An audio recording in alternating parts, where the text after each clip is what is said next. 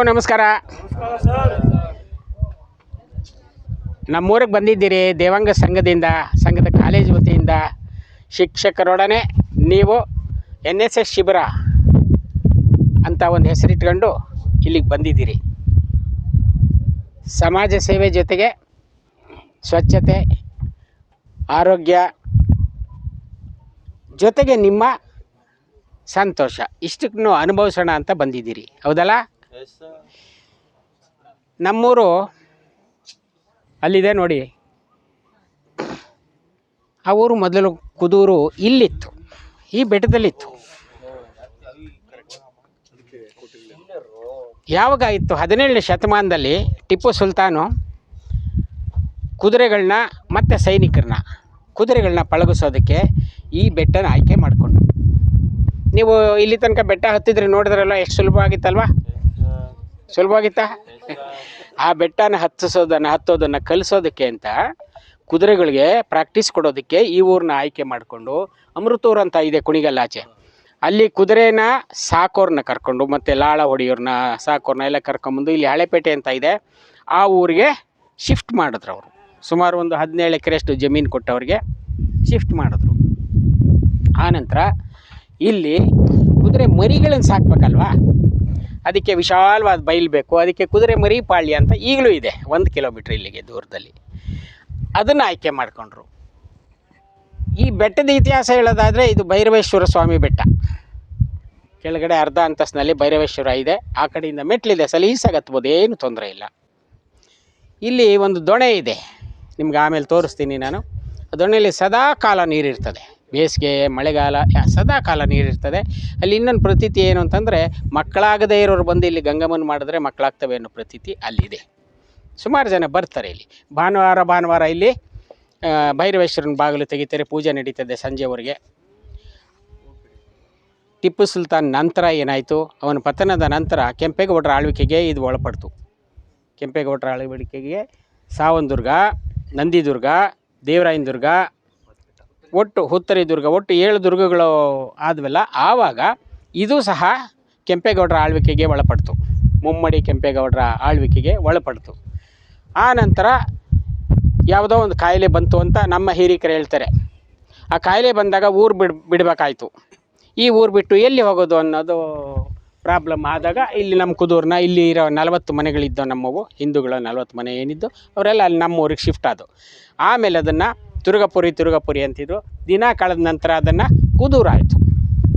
ಇದು ಕುದೂರಿನ ಇತಿಹಾಸ, ಈ ಬೆಟ್ಟದ ಇತಿಹಾಸ. ಇಲ್ಲಿ ಏನು ವಿಶೇಷ ಇದೆ ಅಂತಂದರೆ, ಬಂಧುಗಳೇ, ಈ ನೀರಿದೆಯಲ್ಲ, ದೊಣೆಯಲ್ಲಿ ನೀರು ಕುಡಿದು ನೋಡಿ, ಮುಟ್ಟಿ ನೋಡಿ, ಎಷ್ಟು ತಣ್ಣಗಿದೆ. ಸದಾಕಾಲ ಹಾಗೆ ಇರ್ತದೆ, ಸದಾ ನೀರು ಅಷ್ಟೇ ಸ್ವಚ್ಛವಾಗಿರ್ತದೆ. ಕಾಡು ಪ್ರಾಣಿಗಳಿದ್ರೆ ನಮಗೇನು ಯಾವತ್ತೂ ತೊಂದರೆ ಕೊಟ್ಟಿಲ್ಲ. ಯಾವತ್ತೂ ನಾವು ಇಲ್ಲಿ ಈ ಬೆಟ್ಟಕ್ಕೆ ಹಲವಾರು ಸಾರಿ ಬಂದಿದ್ದೀವಿ, 10 ಸಾರಿ ಬಂದಿದ್ದೀವಿ.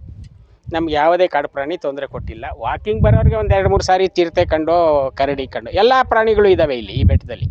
ಆದರೆ ದುಷ್ಕೃತ್ಯ ಆಗ್ತಾ ಇರ್ತವೆ. ಪ್ರತಿ ವರ್ಷ ಬೆಂಕಿ ಹಚ್ಚುತ್ತಾರೆ, ಫೆಬ್ರವರಿ ಅಥವಾ ಮಾರ್ಚ್ ತಿಂಗಳಲ್ಲಿ ಬೆಂಕಿ ಹಚ್ಚುತ್ತಾರೆ. ನಮಗೆ ತಡೆಯಲಾರದು ನೋವು. ಏನು ಮಾಡೋಣ? ಯಾರಿಗೂ ಹೇಳೋಕ್ಕಾಗಲ್ಲ ಬೆಂಕಿ ಹಚ್ಚಬೇಡಿ ಅಂತ. 100 ಜನದಲ್ಲಿ ಒಬ್ಬ ಹಚ್ಚಿದ್ರೆ ಸಾಕು, ಇಡೀ ಬೆಟ್ಟನೇ ಹತ್ಕೊಳ್ತದೆ ಅಲ್ವಾ? ನೀವೆಲ್ಲ ಚಾರಣಕ್ಕೆ ಬಂದಿದ್ದೀರಿ, ಒಳ್ಳೆ ಗಾಳಿ ಇದೆ ನೋಡಿ. ಪಶ್ಚಿಮದಿಂದ ಒಳ್ಳೆ ಗಾಳಿ ಬೀಸುತ್ತೆ.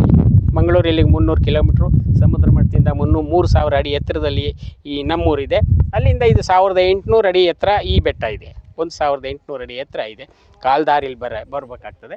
ಅಲ್ಲಿ ಮೆಟ್ಲಿದೆ, ಅರ್ಧ ದಾರಿಗಾದರೆ ಮೆಟ್ಲಿದೆ. ಇದಕ್ಕೆ ಕಾಲ್ದಾರಿಲೇ ಬರಬೇಕು. ಯಾಕೆ ಕಾಲ್ದಾರಿ ಆಯಿತು ಅಂತಂದರೆ, ಕುದುರೆ ಪಳಗಿಸೋಕ್ಕೆ ಕಾಲ್ದಾರಿಲಿ ಹತ್ತಕ್ಕೆ ಆಯಿತು. ಇದು ಮದ್ದಿನ ಮನೆ ಇದೆ, ಅಲ್ಲಿ ಮದ್ದಿನ ಮನೆ ಇತ್ತು. ಅದನ್ನು ಬ್ರಿಟಿಷರು ಬಂದಾಗ ಅದನ್ನು ಹೊಡೆದಾಕಿದ್ರು.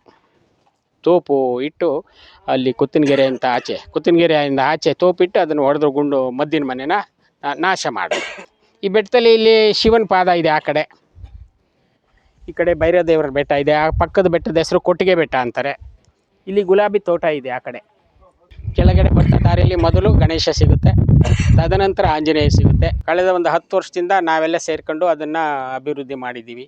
ಹಕ್ಕಿ ಪಕ್ಷಿ ಕುಡಿಯೋಕ್ಕೆ ಅಂತ ಅಲ್ಲೊಂದು ತೊಟ್ಟಿ ಸಹಿತ ಕಟ್ಟಿದ್ದೀವಿ, ನಾನೇ ಕಟ್ಟಿದ್ದೀನಿ ಹಕ್ಕಿ ಪಕ್ಷಿಗಳಿಗೆ ಅಂತ. ಪ್ರತಿ ಅಮಾವಾಸ್ಯೆ ಇದೆ, ಅಲ್ಲಿ ಪೂಜೆ ಆಗ್ತದೆ. ಆಷಾಢದಲ್ಲಿ, ಶ್ರಾವಣದಲ್ಲಿ ಊರನ್ನ ಭಾಳಷ್ಟು ಜನ ಬರ್ತಾರೆ. ಇಲ್ಲಿ ಸಂತರ್ಪಣೆ ಆಗ್ತದೆ. ಇಲ್ಲಿ ಅಪರೂಪದ ಜಾಲಾರದ ಮರ, ಜಾಲಾರದ ಹೂವು ನೀವು ಕೇಳಿರಬೇಕು. ಕೆಳಗಡೆ ಇದೆ ಭೈರವೇಶ್ವರನ ದೇವಸ್ಥಾನದ ಹತ್ರ. ವಿಶೇಷತೆ ಇದೆ. ಅದರ ಪರಿಮಳ ನೀವು ರಾತ್ರಿ ಹೊತ್ತು ನೋಡಬೇಕು ಸರ್, ಅಷ್ಟು ಪರಿಮಳ ಇರ್ತದೆ. ಇದು ದೇವರಿಗೆ ಅತ್ಯಂತ ಶ್ರೇಷ್ಠವಾದ ಹೂವು ಜಾಲಾರದ ಹೂವು. ದೇವಗಾಂಧಾರದ ಹೂವು ಹೆಂಗೋ ಜಾಲಾರದ ಹೂವು ಹಾಗೇನೆ. ಈಗ ಇಲ್ಲಿ ತನಕ ಬಿಡ್ತು, ಸಿಗುತ್ತೆ. ಇನ್ನು 8 ದಿವಸ ಇದ್ದಂಗೆ ಸಿಗುತ್ತೆ. ಶಿವರಾತ್ರಿ ಹಬ್ಬ ಇನ್ನೊಂದು 8-10 ದಿವಸ ಇದ್ದಂಗೆ ಜಾತ್ರೆ ತನಕ ಬಿಡುತ್ತೆ ಆ ಮರದಲ್ಲಿ ಹೂವು. ಸಸ್ಯ ಪ್ರಭೇದ ಬಹಳಷ್ಟಿದ್ದಾವೆ ಇಲ್ಲಿ. ಇಲ್ಲಿ ಇನ್ನೊಂದು ವಿಶೇಷ ಏನು ಅಂದರೆ, ಕಳೆದ 20 ವರ್ಷದಿಂದ ಹುಡುಗರೆಲ್ಲ, ಇಂಥ ಪಡ್ಡೆ ಹುಡುಗರೆಲ್ಲ ಸೇರ್ಕೊಂಡು ಒಂದು ಅಭಿಮಾನಿ ಬಳಗ ಅಂತ ಮಾಡ್ಕೊಂಡ್ರು. ಅಣ್ಣಾವರ ಅಭಿಮಾನಿ ಬಳಗ ಮಾಡ್ಕೊಂಡು ನಾವೇನಾರ ಒಂದು ವಿಶೇಷ ಮಾಡಬೇಕು, ನಾವಿಲ್ಲಿ ಏನಾದರೂ ಮಾಡ್ಬೇಕು. ನಾನು ನಿಮ್ಗೆ ನೆನ್ನೆ ಹೇಳಿದ್ನಲ್ಲ, ನಾವೇನಾದರೂ ಸಾಧನೆ ಮಾಡಬೇಕು, ಹೊಸದು ಮಾಡಬೇಕು ಅಂತ. ಆ ಹುಡುಗರು ನೋಡ್ರಿ, ನೀವು ನವಂಬರು 1ನೇ ತಾರೀಕಿನ ಹಿಂದಿನ ದಿನವೇ ಬಂದು ಹಾರಿಸ್ತಾರೆ. 70 ಅಡಿ ಸಾರಿ. ಅದು ನಿಮಗೆ ನೋಡ್ರಿ, ಇಲ್ಲಿ ಹೈವೇ ಇದೆ. ಇಲ್ಲಿ ಬೆಂಗಳೂರು ಮಂಗಳೂರು ಹೈವೇ ಇದೆ. ಅಲ್ಲಿ ಕಾಣುತ್ತೆ. ಈಗ ಸ್ವಲ್ಪ ಆ ಕೆರೆ ಪಕ್ಕದಲ್ಲಿ ಇದೆ. ಅಲ್ಲಿ ಟ್ರೈನು ರೈಲ್ವೆ ಟ್ರ್ಯಾಕು ಇದೆ. ಅಲ್ಲಿ ತನಕ ಬಾವುಟ ಕಾಣುತ್ತೆ. 1 ತಿಂಗಳು ಪೂರ್ತಿ ಇರಿಸ್ತಾರೆ. ನವಂಬರ್ ತಿಂಗಳು ಮುಗಿದ ಮೇಲೆ ಶೆಟ್ಟಿ ಬಾವುಟ ನೋಡ್ಬಿಟ್ಟು ಒಂದ್ಸರಿ ಕುದುರ್ ಬೆಟ್ಟಕ್ಕೆ ಬಂದು ನೋಡ್ಕೊಂಡು ಹೋಗಿದ್ರಿ. ಕುದುರ್ಗೆ ಬಂದಿದ್ರು, ಬಾವುಟ ನೋಡಿ ಅಲ್ಲಿ ಹೈವೇಯಿಂದ. ನಿಕಟ ಸಂಬಂಧ ಇದೆ ನನಗೂ ಬೆಂಗಳೂರು ದೇವಾಂಗ ಸಂಘಕ್ಕೆ. ನಾನು ರಾಜ್ಯ ದೇವಾಂಗ ಸಂಘದ ನಿರ್ದೇಶಕ. ಬೆಂಗಳೂರು ವಸಂತಪುರದಲ್ಲಿರ್ತಕ್ಕಂಥ ಬೆಂಗಳೂರು ದೇವಾಂಗ ಸೇವಾ ಸಮಾಜದ ನಿರ್ದೇಶಕ, ಬೆಂಗಳೂರು ಸೇವಾ ಸಮಾಜದ ಬ್ಯಾಂಕ್ ಇದೆ, ಅದರ ನಿರ್ದೇಶಕ ಸಹ. ಇವೆಲ್ಲಕ್ಕಿಂತ ಹೆಚ್ಚಿನಾಗಿ ನಾನೊಬ್ಬ ಪರಿಸರ ಪ್ರೇಮಿ, ಅಷ್ಟೇ ಹೇಳಬಲ್ಲೆ. ನಮ್ಮವರ ಗಣೇಶನ ದೇವಸ್ಥಾನದ ಹತ್ರ ಅಪರೂಪದ ಗಿಡಗಳನ್ನ ಹಾಕಿ ಬೆಳೆಸಿದ್ದೀನಿ. ಮಕ್ಕಳು ಬೆಳೆಸ್ದಂಗೆ ಬೆಳೆಸಿದ್ದೀನಿ. 5 ಗಿಡ. ನೀವು ಏನು ನಿನ್ನೆ ಪೂಜೆ ಮಾಡಿದ್ರಲ್ಲ, ಅಲ್ಲಿ ಅಪರೂಪದ ಗಿಡ, ಬಿಲ್ಪತ್ರೆ ಗಿಡ. ಅದು 5 ದಳ ಬಿಡೋವಂಥ ಬಿಲ್ಪತ್ರೆ ಹಾಕಿ ಸಾಕಿದ್ದೀನಿ. 25 ವರ್ಷ ಸಾಕಿದ್ದೀನಿ ಆ ಮರನ. ದೇವಗಾಂಧರದ ಶಿವಲಿಂಗ ಪುಷ್ಪದ ಗಿಡ ಹಾಕಿದ್ದೀನಿ, ಬನ್ನಿ ಮರ ಹಾಕಿದ್ದೀನಿ, ಇನ್ನು ಹಲವಾರು ಸಸಿಗಳು ಹಾಕಿದ್ದೀನಿ, ಅಲ್ಲಿ ಬೆಳೆಸಿದ್ದೀನಿ. ಆ ಮರ ಕಡಿಯೋಂಥ ಸಂದರ್ಭದಲ್ಲಿ ಇವ್ರಿಗೆಲ್ಲ ಗೊತ್ತು. ಆ ಮರ ಕಡಿ ಕೊಡ್ದು ಅಂತ ಈ JCP ಬಂದು ಗುಂಡಿ ತೆಗೆದಿತ್ತು. ಅದರೊಳಗೆ ಮಲಗ್ಬಿಟ್ಟು ಫೋಟೋ ತಗೊಂಡು ಪ್ರಜಾವಾಣಿಗೆ ಹಾಕ್ಸಿದ್ದೆ. ಹೌದು, ಮರ ತೆಗೆದುಬಿಡೋರಿಲ್ಲ ಅಂತಂದರೆ. ಯಾಕೆ ಅಂದರೆ ಮರಗಳಿದ್ರೆ ನಾವು, ಮರನೇ ಇಲ್ದಾರೆ ನಾವೆಲ್ಲ ಇರ್ತಾರೆ. ಮರ ಅದು ವಿಶೇಷವಾಗಿ ಕುದುರಲ್ಲಿ ಅದು ಇಲ್ಲ. ಕಾಶಿ ಬಿಲ್ಪತ್ರೆ ನೀವು ನಂಬ್ತೀರೋ ಇಲ್ವೋ, ನಾನು ಅಮರನಾಥ್ಗೆ ಈ ಬಿಲ್ಪತ್ರೆನೇ ತಗೊಂಡೋಗಿ ಅಲ್ಲಿ ಹಾಕ್ತೀನಿ, ಅಲ್ಲಿ ಅರ್ಪಿಸ್ತೀನಿ ದೇವರಿಗೆ. ಅಲ್ಲಿ ನಾಗಾ ಸಾಧುಗಳು ಸಿಗ್ತಾರೆ ನನಗೆ ಸುಮಾರು ಜನ. ಅವರು ಎಷ್ಟು ಖುಷಿ ಪಡ್ತಾರೋ ಆ ಬಿಲ್ಪತ್ರೆ ಕೊಟ್ಟರೆ. ಅಲ್ಲೆಲ್ಲ ಬೆಳ್ಳಿ ಬಿಲ್ಪತ್ರೆ ಹಾಕ್ತಾರೆ ದೇವರಿಗೆ, ಬೆಳ್ಳಿಯಿಂದ ಮಾಡಿರೋ ಬಿಲ್ಪತ್ರೆ. ನಾನು ಇಲ್ಲಿಂದ ಹೊರೆ ಕಟ್ಕೊಂಡು ತೊಗೊಂಡೋಗ್ತೀನಿ ಇಲ್ಲಿಗೆ ಅಮರನಾಥ್ಗೆ.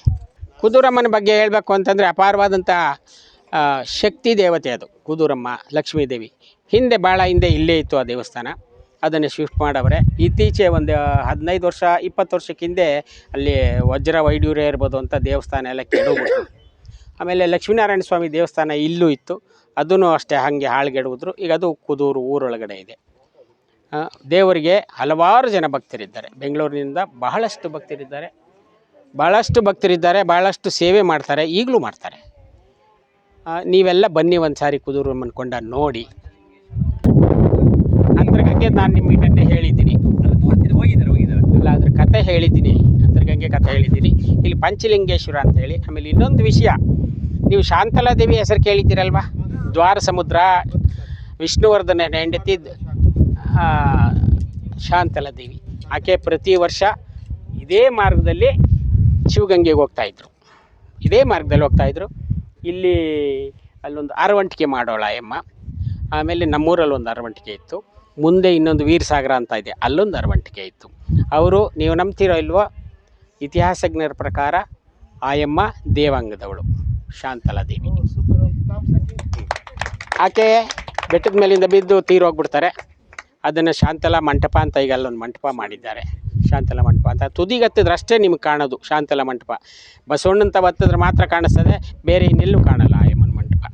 ಮತ್ತು ಆಕೆ ಶವನೂ ಅಷ್ಟೇ ಇಲ್ಲಾಸೆನೇ ತೊಗೊಂಡೋದ್ರು ಇಲ್ಲಿಗೆ, ಹಳೇಬೀಡಿಗೆ. ಈಗ ಹಳೇಬೀಡು, ಹಿಂದೆ ಅದು ದ್ವಾರ ಸಮುದ್ರ ಆಗಿತ್ತು.